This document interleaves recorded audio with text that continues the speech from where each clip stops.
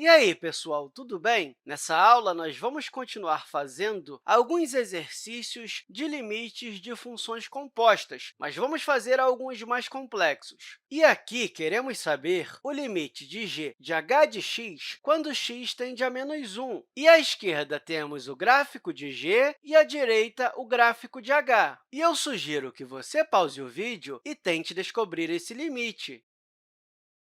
Pode ser que você tenha tentado encontrar o limite de g, percebendo que o limite de h de x não existe, e aí você concluiu que o limite de g também não existe. Ou seja, se olharmos para a função h, podemos ver que os limites laterais são diferentes. E quando os limites laterais são diferentes, significa que aquela função não tem um limite. E nas aulas anteriores, nós vimos que isso não era suficiente para dizer que g não possuía limite, ou seja, essa função composta ainda pode ter um limite. Agora, como descobrimos isso? Simples, podemos olhar para os limites laterais da função composta. Como assim? Primeiro, calculamos o limite de g de h de x quando x tende a -1 pela direita. Note que, quando nos aproximamos do -1 pela direita, a função h está se aproximando do -2, ou seja, isso aqui vai ser igual ao limite da função composta quando essa função h de x tende a -2 pela direita. Esse h de x é a entrada de g. Isso significa que vamos procurar nesse gráfico